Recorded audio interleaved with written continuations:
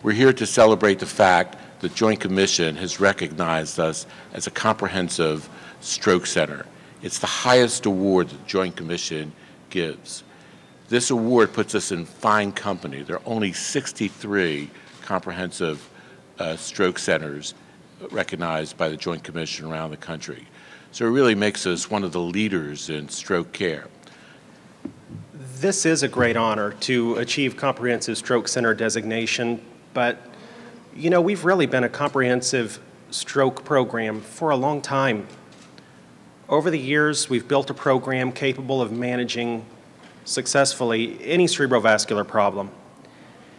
We've built a cadre of skilled cerebrovascular surgeons and physicians, highly specialized nurses, many other personnel, hundreds of people who take care of our stroke patients, keep them safe, and help to make them better. So this really was a team effort, and we could not have done it without the many individuals from the emergency department, all of our nurses, not only in the ER, but our wonderful stroke unit nurses. Yes, therapists, pharmacists, and most of all our patients and the families that we provide care for. What makes UK HealthCare stand out is really our capabilities for advanced imaging, our abilities with surgical and non-surgical interventions to take care of the most complex of stroke patients, and really our dedication to research, seeking out better ways to both prevent and treat stroke on a day-to-day basis.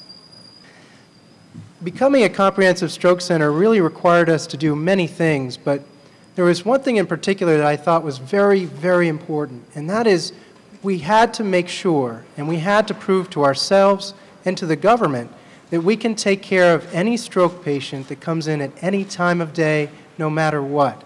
And that might sound somewhat easy, but really what it amounts to is if a person comes in with an acute ischemic stroke and we take them and start treating them, we have to be able to take care of a second patient who might come in 5 minutes later, and a third that might come in a half an hour later, so that we have constant systems for backups so that we can take care of all patients at any time of day.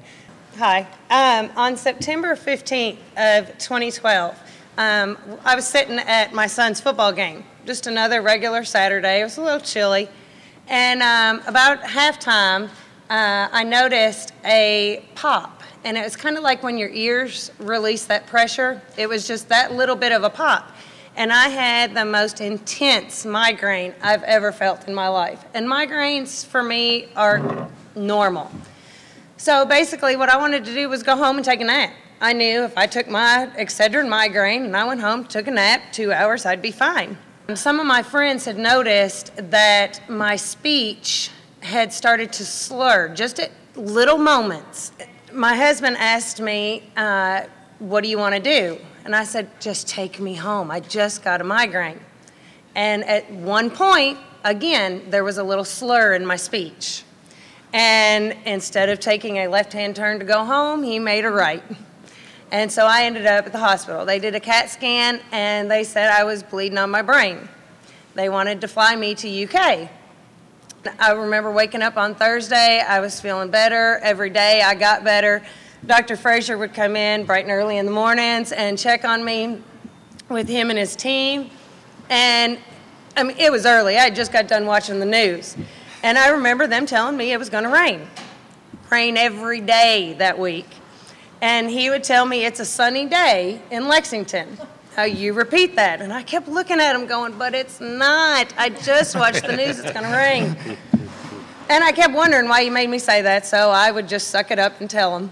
One day when I said a Sunday instead of a sunny day. And for Dr. Frazier just to catch that little combination of words, just to miss those few syllables, that's amazing. When an aneurysm ruptures, which is what happened to her, she had an aneurysm in her brain, and it's literally a weakening of the wall of an artery. And you can live your whole life with one of these and never know it, and actually die and never even knew you had one. By just pure bad luck, she had this aneurysm, and it basically ruptured like a balloon popping. When that happens, blood squirts all around the brain.